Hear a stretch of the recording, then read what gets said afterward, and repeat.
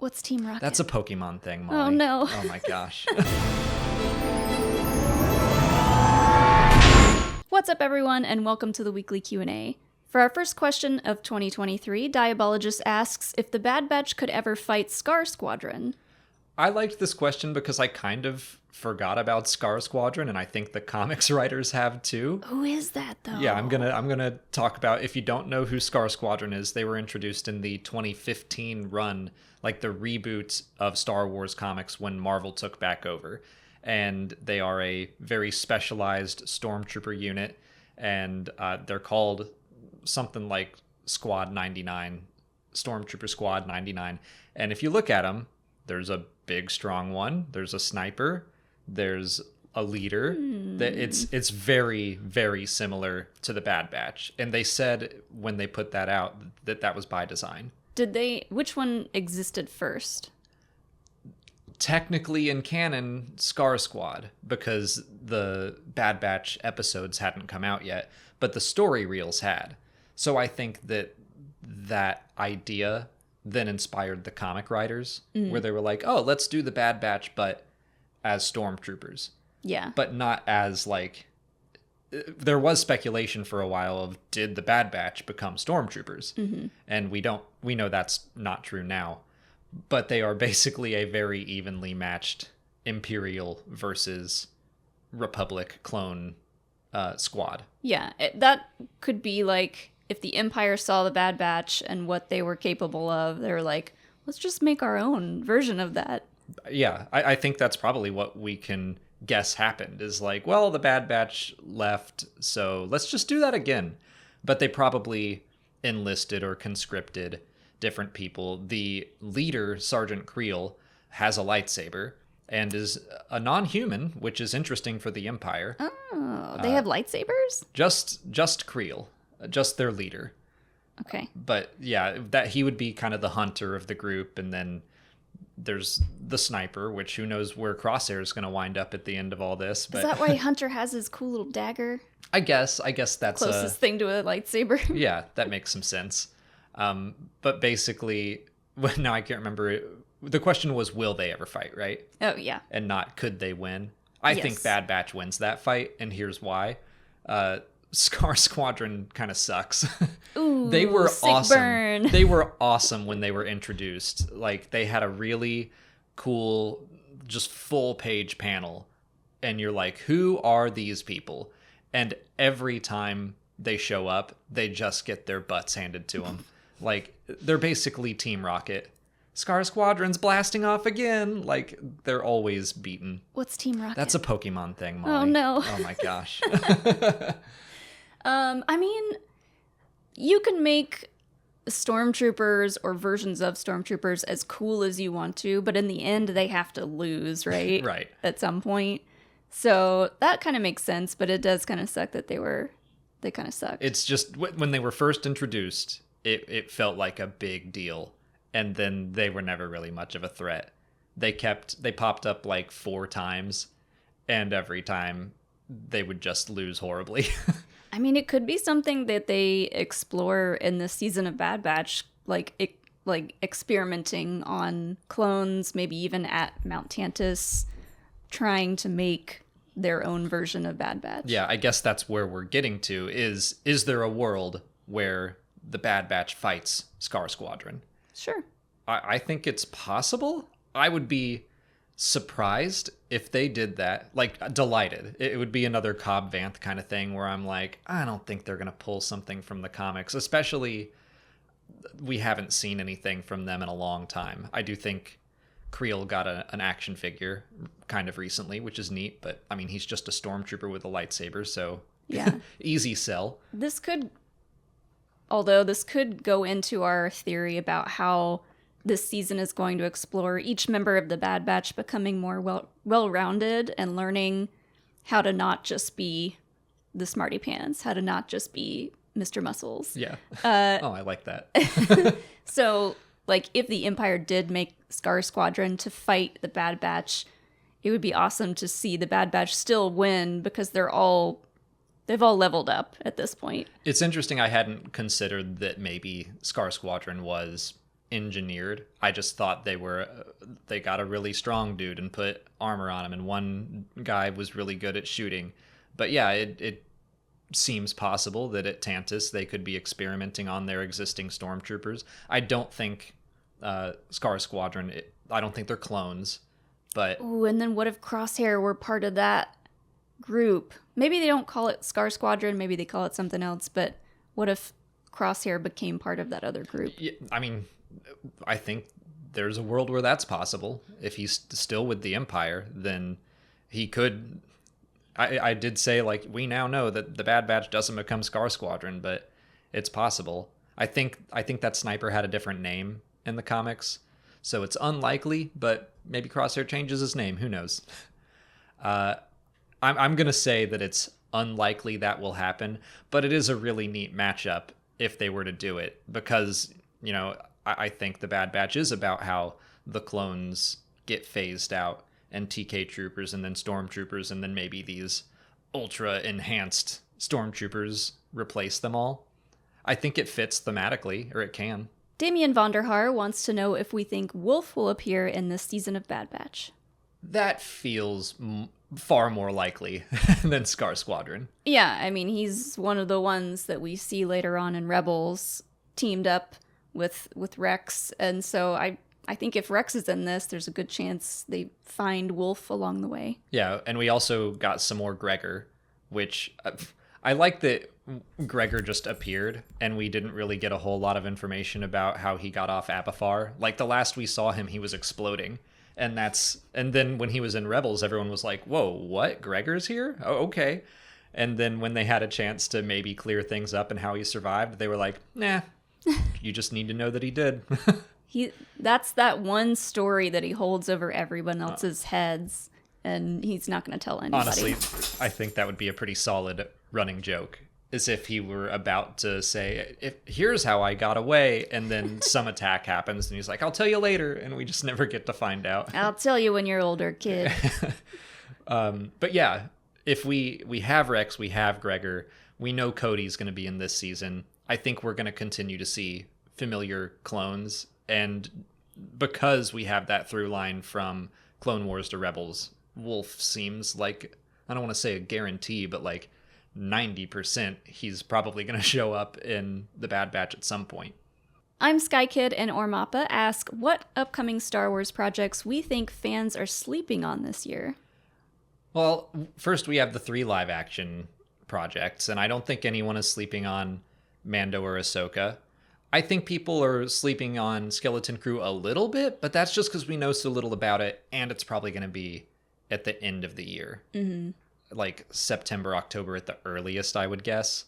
So I don't know that people are sleeping on that one so much as it's just so far in the distance and we don't know much. Right. I would say Visions season 2. That's what I was going to say. I know that that's probably not everybody's thing, but I feel like since they renewed it for another season, this one is going to be even bigger, even more spectacular, and we might get some like really well-known name people working on this project. Yeah, I mean, I don't know much about just animation studios in general. I know we have a friend who is so into animation and is probably going to know every single studio that they announce, despite them being from all over the world this time and not just Japan.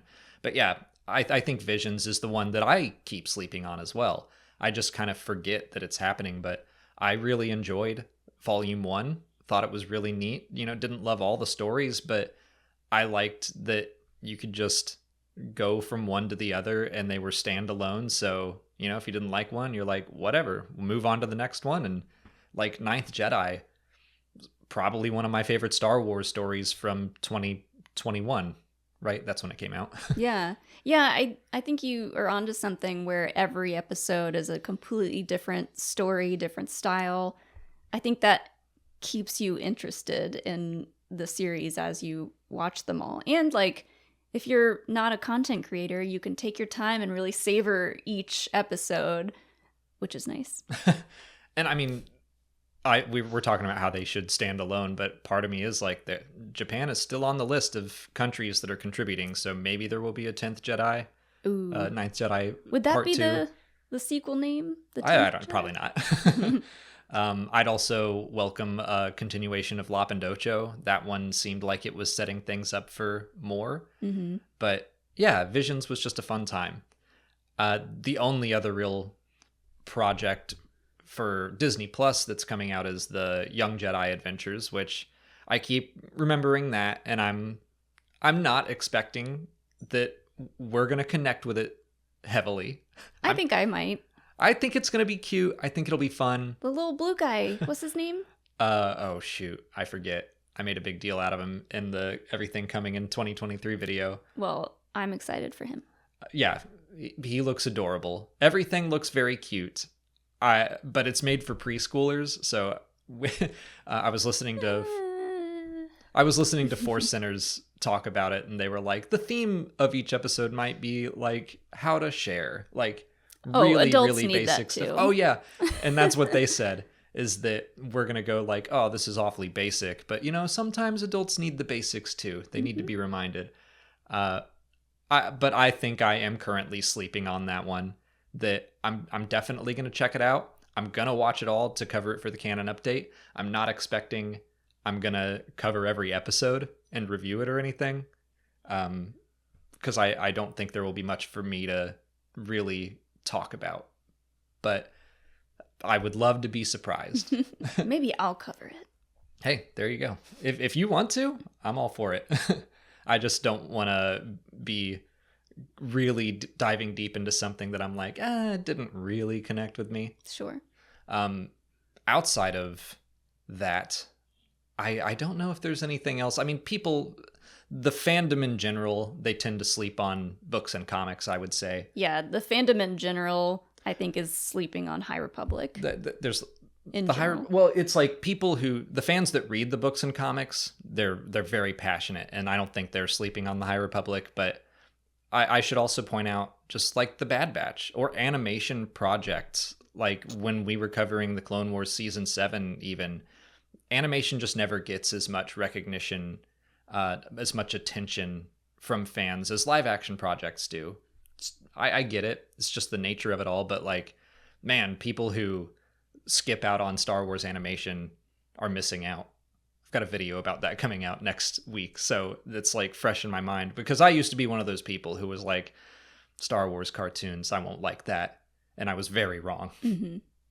Andy Duggan wants to know if the Mandoverse series are still building to an Avengers-style crossover event. So that was something that was announced in 2020, all of the other projects that were coming into the Mandoverse, and that it would build to a crossover event. I kind of think we're already doing that. Yeah, we've had like little bits and pieces where we got Ahsoka and Mando, and then we got Mando and Book of Boba Fett. So I think that's going to continue to happen, where they're just kind of sprinkled in. I don't know if we're going to get like a full-on Avengers-style show of its own, if that makes sense. Maybe an episode. Yeah, I guess that's what we're driving at. Yeah, I don't think we're getting an in-game. Maybe.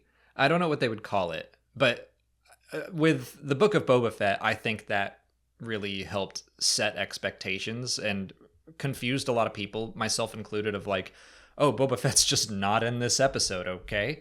Kind of strange, but like, I kind of expect that all of these different characters are going to bounce around between series. Like, I will not be surprised if The Mandalorian is in Ahsoka, and I won't be surprised if Boba Fett pops up in Skeleton Crew or something. Yeah. Like, and then once Skeleton Crew is out, they might come into Ahsoka season 2 or something. I don't know, but I feel like Boba Fett would be the perfect addition to Skeleton Crew, because he just feels like your cool uncle.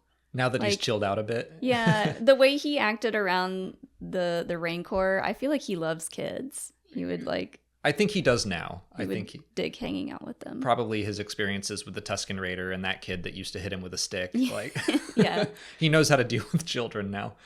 But yeah, I already see. I guess I'm putting my mind into the space of every one of these series is probably going to cross over a little bit.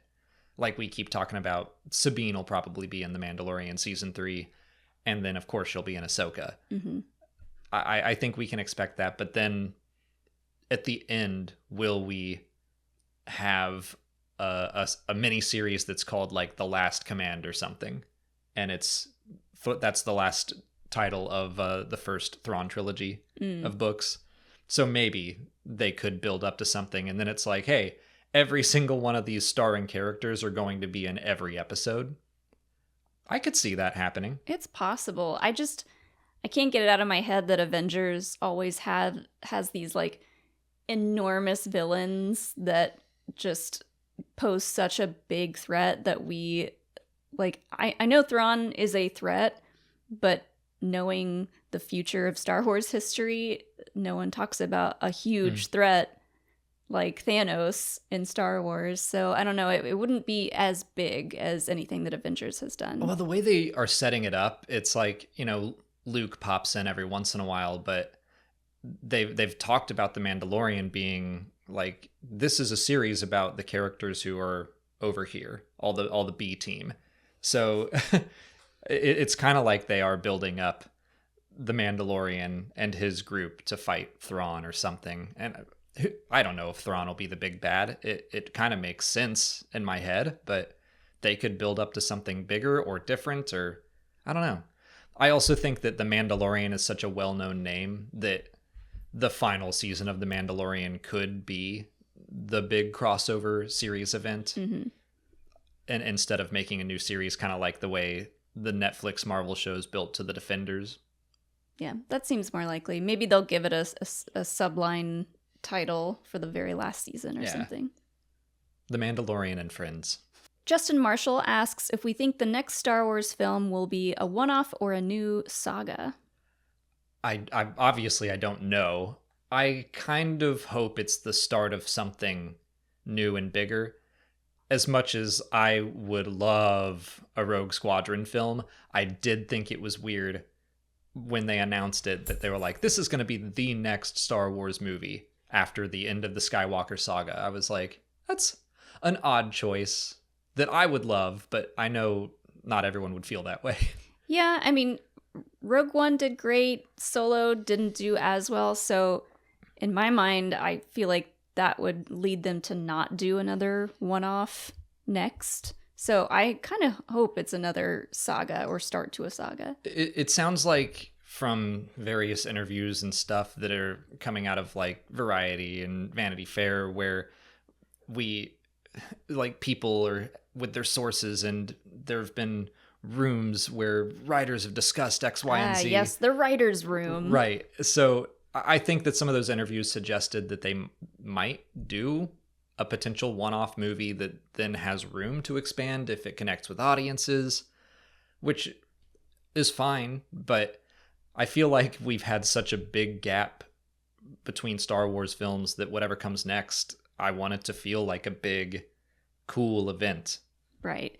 I think they're being way too cautious if they just do another one-off and hope that it does well enough to merit doing more. I don't know. I think we need to just dive into another trilogy or something. I agree. On to YouTube questions. 00 wants to know if we'll see Moff Gideon in the ISB in Andor Season 2. I don't dislike that idea, but I don't think it'll happen. We've said many times that Season 2 is definitely going to connect with more and more known characters. But what do you think about Moff Gideon being one of those characters? I don't think he's an office man. I don't like the idea of him having to go into an office every day, and I'm sure he probably felt the same. He might show up for an episode at the ISB and then go back to whatever cool station he's at. Well, it's interesting that they did include that line in Mando Season 1. They said Moff Gideon was part of the ISB. But you're right, like he was also part of the Night of a Thousand Tears and the extermination of the Mandalorians. So yeah, I don't think he is a pencil pusher. Yeah, he seems more special ops. So, and he has the Darksaber at some point, so I don't know. I don't think he doesn't get that until after Andor would have taken place. So it is possible we jump back 10, 15 years and maybe he is working his way up the ranks. But I think that is, I don't know, my gut tells me that's too far for Tony Gilroy. I don't think that he necessarily wants to set up something from another series. I think he would love to work with what's his name? Giancarlo Esposito. I think that would be a perfect fit. But you're right, like it could be too on the nose of a Star Wars character. I think you make a good point, though, that Giancarlo has that gravitas. Like, he can fit in the pulpy world of Mando, but he could also totally hang with the cast of Andor. So it's an idea that I like. I just don't know that Tony Gilroy would follow through with it. Could you imagine him and Stellan Skarsgård in a scene together? The gravitas. Yeah. And, you know, I would have said there's no way Wolf Yularen is going to pop up in this series, but it sounds like the way Tony Gilroy writes is he's like, here's the character, and he puts like, insert name here, insert Star Wars-y name here, and if that character happens to fit, hey, we got this person, Wolf Yularen, would you mind if we just cast someone who has a killer white mustache and that'll be Wolf Yularen? And Tony Gilroy is like, yeah, sure, I don't mind. So if he writes a character and someone's like, this seems an awful lot like Moff Gideon, like maybe they do find a way to make that work. Yeah, I think that would be awesome. Barbie Babe asks if any Star Wars Resistance characters could appear in the Bad Batch. That's interesting, because Star Wars Resistance definitely feels like the black sheep of Star Wars animation. Not as many people watched it. It was targeted at a younger audience, but every other Star Wars animated property has kind of been connected through the Bad Batch. Bad Batch has some Rebels characters. Bad Batch obviously has some Clone Wars characters. So could we see anyone from Resistance as a younger person? I mean, the first name that popped into my head was Yeager. Yeager, I think, works. Would be good because he has a pretty colorful past that kind of gets brought up in Resistance, so they have a lot to pick from that.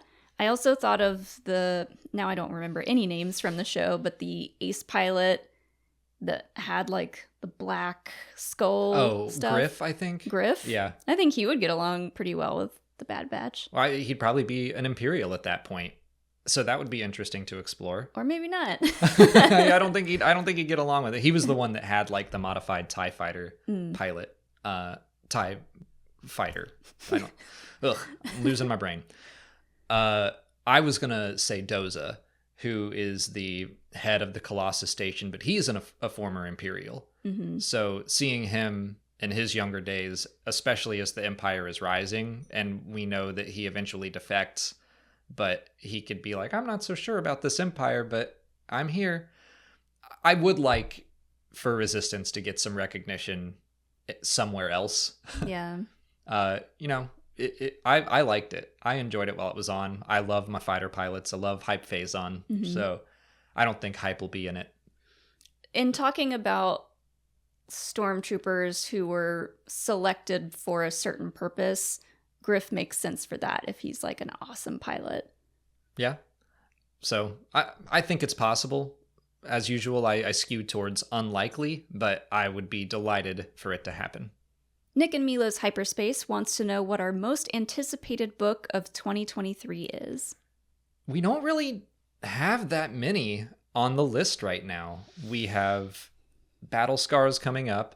Ooh. Yeah, Cataclysm. I'll just name them real quick. Cataclysm, Quest for Planet X, and Path of Vengeance. And then Inquisitor Rise of the Red Blade by Delilah Dawson. Ooh. And then hasn't been officially announced yet, but it's the 40th anniversary of Return of the Jedi. They did it from a certain point of view for A New Hope and Empire. I don't think they're just going to stop all of a sudden. So yeah, I'm gonna put that as a fifth possibility. So I am really excited for Battle Scars. The Delilah Dawson book has me very excited because I've loved all of her Star Wars books so far. Which one of those is the first of phase 3, or do we even know? We don't know yet. Okay, whatever. That will be happening. Whatever the first book of phase 3 is, that might be my pick. I do think somewhere it was said that phase 3 begins in November. So I might be with you on that. I've enjoyed phase 2 of the High Republic, but I have been clamoring to get back to the phase 1 characters, see what's happening with all of them. How much of a time jump is there going to be? I don't know. Like, they left us on such a cliffhanger almost a year ago now that I'm chomping at the bit to get back to Bell. Out of the ones that we for sure know about, though, I think Battle Scars might be the one I'm most excited for, because it's supposedly going to have a lot of Marin stuff in it. So, yay. I am excited about Battle Scars. I think part of that is just because it's the next one. It's the next book, and I am so excited for Survivor. So, honestly, there's not a book that I'm not excited for, because I'm ready for the end of phase 2 to really like bring it all home. Delilah Dawson's always good. From a certain point of view, those are always just fun. All 40 of those stories are a fun time. But we've been speculating on what kind of stories we would see in that for a long time. So yeah, but I do think that when we get back to phase 3 of the High Republic, I'm gonna be like so hyped. I remember when Book of Boba Fett was getting ready to come out, and also The Fallen Star, and I was like, I couldn't handle both of those being on the horizon. I was just as excited to finish off phase 1 as I was to watch the Book of Boba Fett. I like that your version of being so hyped that you can't even stand it is... Look at me. That's super excited, Alex. That's all the time we have for questions today. If you want to leave a question for next week's video, just put it in the comments below, or sign up for Patreon to join our weekly Q&A discussion. If you haven't already, please like this video, subscribe to the channel. Follow us on Twitter, Instagram, Facebook, and TikTok. And as always, thanks for watching, and may the Force be with you.